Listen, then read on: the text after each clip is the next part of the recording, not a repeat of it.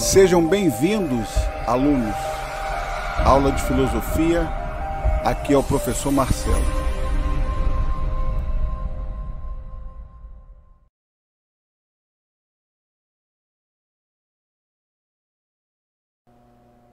Vamos lá, turma do 7º ano, aula de filosofia. Nesse segundo bimestre nós vamos trabalhar cores e nomes na apostila de filosofia. No módulo anterior tratamos das relações entre a linguagem e o corpo.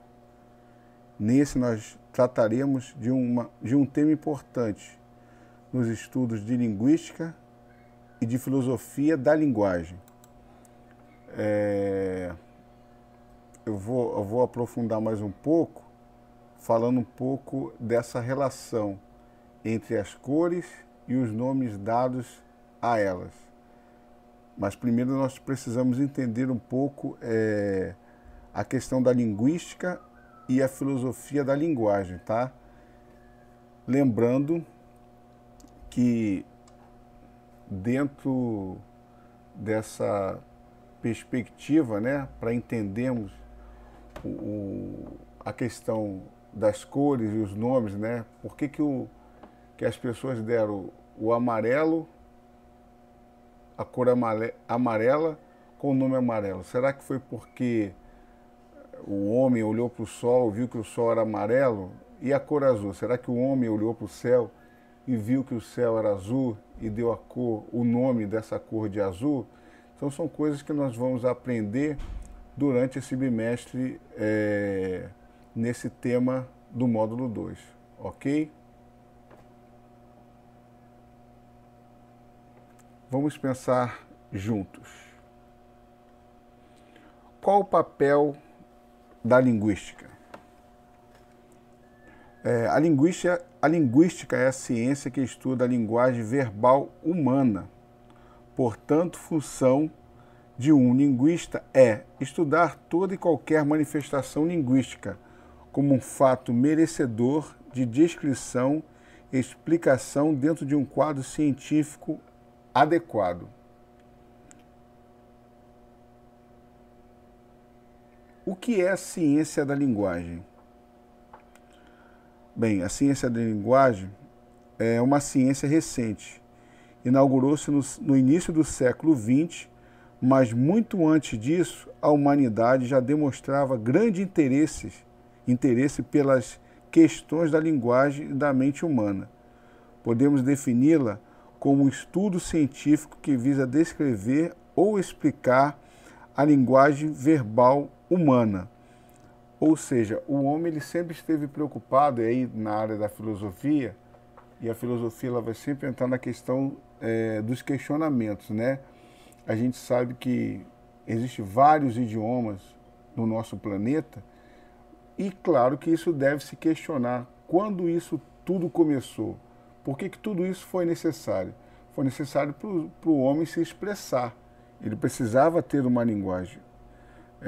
No tempo dos homens da pré-histórica, né, eles usavam símbolos, né, nas pinturas rupestres, né, ali mostrando algum tipo de indicação, algum tipo de comentário, porque naquele tempo as famílias eram nômades, né, não moravam em um determinado lugar único. Então eles precisavam passar para outras pessoas todo aquele acontecimento que ocorreu ali em volta, né, daquela pessoa, daquela família ou daquela tribo. Então eles usavam naquele tempo da pré-histórica as pinturas rupestres, tá? Mas o homem teve essa preocupação de tentar compreender o sentido, né, dos nomes, né? Por que as coisas têm um nome? E aí, claro, entra essa questão científica, né, que é a ciência da linguagem, né, que vai estudar o sentido dos nomes, né? O que é filosofia da linguagem?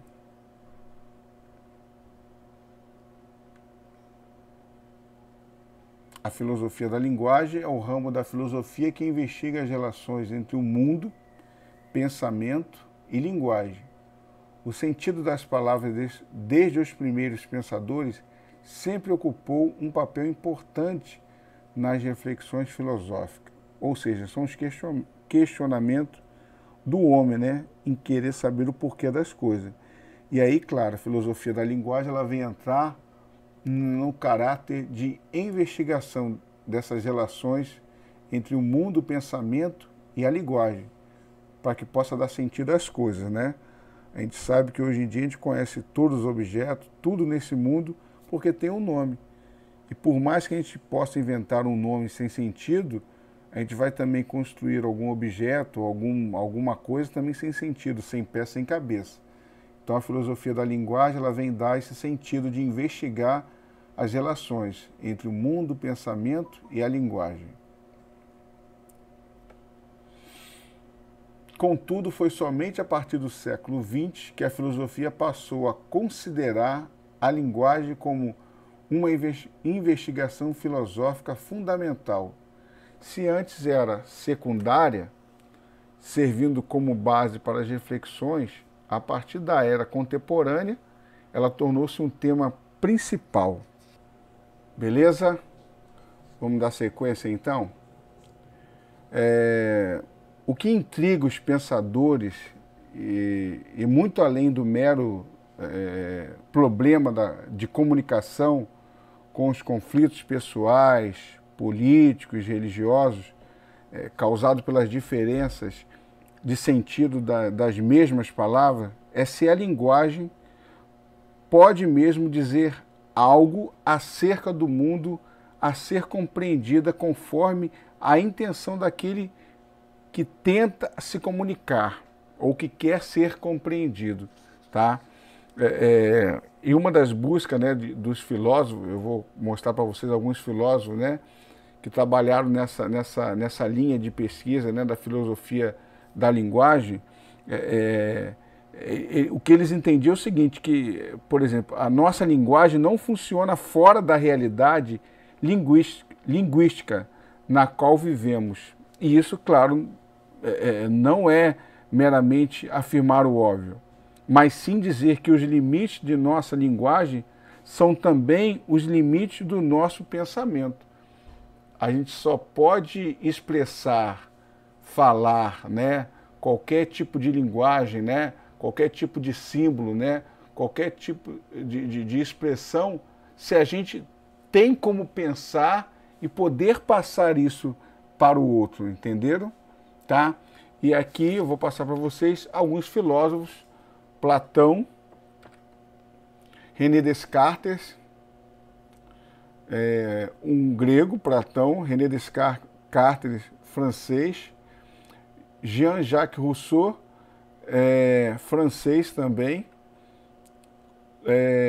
Ludwig Einstein, austríaco, Michel Foucault, francês,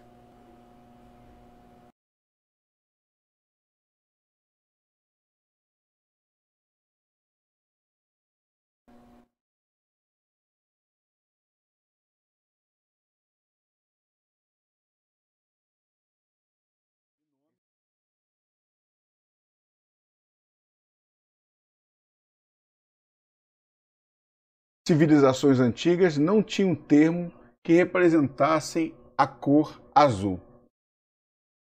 No século XVIII, o intelectual britânico William Edward Gladstone, ex-primeiro-ministro da Inglaterra e amante de literatura helênica, e aqui tem helênica relativo à Grécia Antiga, tá? Chegou a uma conclusão: os gregos ignoravam o azul. Numa análise dos dois principais livros de Homero, poeta da Grécia Antiga, a Ilíade e a Odisseia, Gladstone constatou que a cor branca era mencionada cerca de 100 vezes. O preto havia sido grafado aproximadamente 200 vezes. O vermelho citado menos de 15 vezes. E o verde, o amarelo, menos de 10 vezes cada um. outras cores apareceram com menor frequência. Gladstone estudou escritos de outros autores e pensadores gregos e não encontrou a cor azul.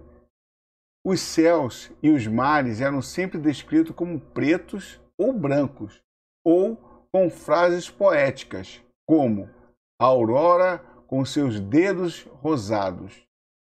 Em suas anotações, o intelectual britânico concluiu: eles entendiam o azul com a mente, mas não com a alma. Intrigado com a pesquisa de Gladstone, o filósofo linguística alemão Lazarus Geiser se perguntou se o fenômeno da ignorância do azul era exclusivamente dos gregos. Para chegar a uma conclusão sobre o assunto, ele se debruçou sobre o Alcorão, todos nós sabemos que é o livro sagrado muçulmano, versões da Bíblia em hebraico, histórias chinesas, sagas islandesas e muitos outros escritos históricos. Em nenhum deles encontrou o azul. Sobre os Vedas, escrituras hindus, produzidas provavelmente por volta de 1500 a.C., Geiser escreveu: esses hinos de mais de 10.000 linhas estão cheios de descrições do céu. Quase nenhum tema é tratado com tanta frequência. O sol é o início da madrugada, o dia e a noite. As nuvens e os relâmpagos, o ar e o éter, tudo isso é contado, mas uma coisa que ninguém poderia saber por meio dessas canções é que o céu é azul, escreveu o linguista e filósofo. Deutsch estudou as teorias de Gladstone e Geiser e decidiu fazer um teste final sobre o tema. Ele ensinou todas as cores para sua pequena filha, Alma, com o cuidado de não introduzir o céu e o mar nos exemplos que dava para cada cor. Quando a garota já estava confortável e com os termos e com a noção das cores, Deutsch decidiu perguntar a ela qual era a pigmentação do céu. Ela respondia imediatamente a tudo, mas como o céu olhava e parecia não entender do que estava falando. Primeiro ela respondeu branco. Foi só depois de muito tempo e após ver os cartões postais em que o céu aparecia azul que usou essa cor para descrevê-lo. Por fim, o linguista israelense concluiu que nada mudou em nossa visão. Há séculos somos capazes de ver diferentes tons, mas não temos as mesmas necessidades. Era perfeitamente normal dizer que o mar era preto, porque quando está azul escuro parece preto. E isso é suficiente nesta época. Uma sociedade funciona bem com preto, o branco e um pouco de vermelho. Esse texto vem falando dessa questão, está enfatizando a questão do azul.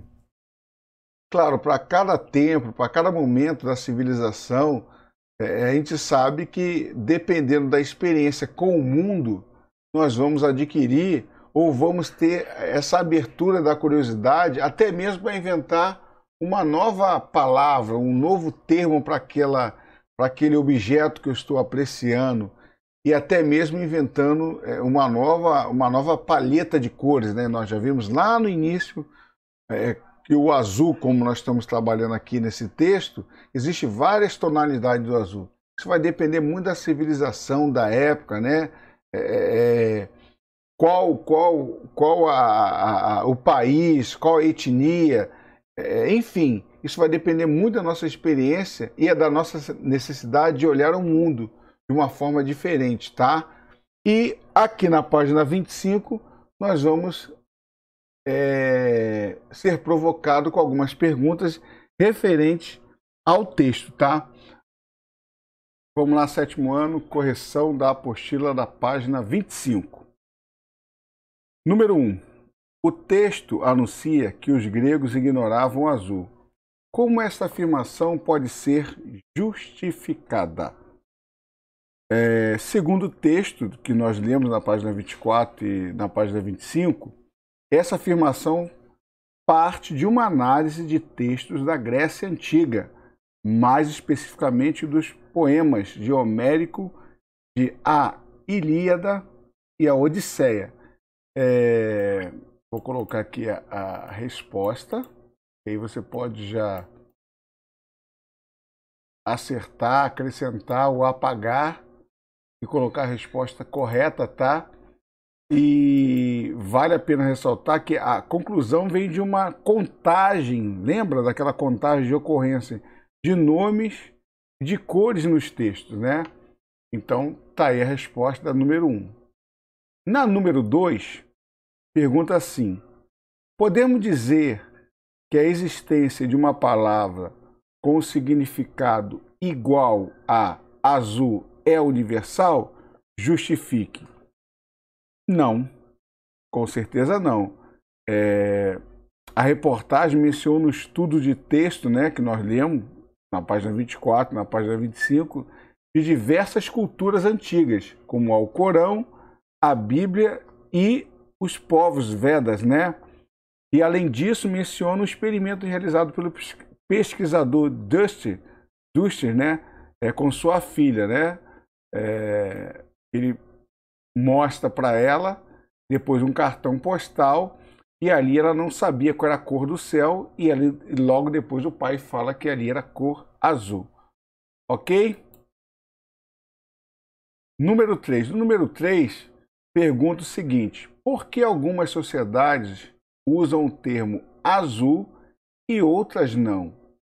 Identifique uma sugestão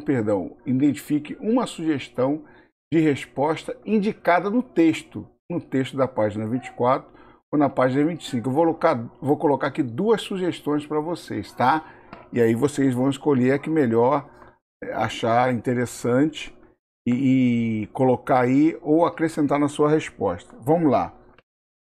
Na número 3, então, tem essa primeira aqui, que fala da experiência da filha de Dust, né? Pode-se pensar que a utilização da palavra depende do aprendizado e das experiências pessoais. Você só consegue entender, né, o nome e o significado de uma cor através de uma experiência pessoal. E aí é aquela questão que ela viu, cartão postal, o pai perguntou que cor é o céu, ela não sabia, e o pai falou para ela que ali era a cor azul do céu, né? Porque ela se mostrou curiosa, né, em ver o céu, e o pai a questiona, né? Qual era a cor, ela não sabia, ali ele fala que era a cor azul. E aí, claro, foi uma experiência ali de troca de informação com seu pai. A segunda, eu vou colocar aqui, mas lembrando que só estou pedindo, o exercício pede uma sugestão. A segunda já é com base no último parágrafo, né? Podemos dizer que se trata de algo relativo às diferentes necessidades de cada sociedade, tá? Tá lá no último parágrafo do texto da página 25, tá? Ok? Vamos para o número 4. Na número 4, pergunta o seguinte: considerando as diferenças de nomeação de cores vistas nos textos estudados, você acredita que aprender uma língua pode levar uma pessoa a perceber o mundo de forma diferente? Aqui está falando de um idioma, né? E justifique a sua resposta. Claro que a resposta aqui é sim. A gente vimos, né, que diferentes culturas, né, vão mostrar, vão ensinar, melhor dizendo, formas diferentes de entender o mundo, de entender a complexidade do mundo. E claro, como nós estamos falando aqui de cores, Alguns vão ter mais variações de cores, outros não, tá? Então a resposta aqui, com certeza, é sim. Aprender uma nova língua pode nos levar a aprender palavras que não tem no nosso idioma e certamente pode levar nossa atenção para aspectos do mundo antes ignorado, porque nós não conhecemos, claro, né? Determinada coisa, né? Determinadas cores, né? Então a experiência com o novo faz a gente ter uma observação mais atenta para aquilo que nós não conhecíamos, até porque, segundo a provocação da pergunta, o nosso idioma era um pouco limitado. Valeu, um abraço a todos, Deus abençoe, até breve.